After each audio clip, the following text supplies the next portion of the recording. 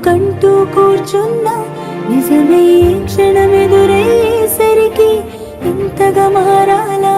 నీలోనే జీవిస్తున్నా, నీతో జీవితం అనుకున్నా, బదులుగా మిగిలిన బాధల భారం మోస్తూ బతకాలా? ఇరుగురు కన్నా ఈ కలలో చెరి ఒకరైనా ఈ కథలో నేరం చేసిందెవరు అంటూ అడిగే ప్రశ్న మిగలాలా?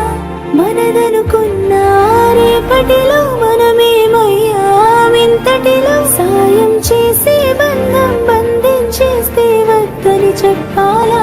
మేమేం చేశాము, ప్రేమించేశాము, తప్పేం చేశాము, మా కథ రాసాము.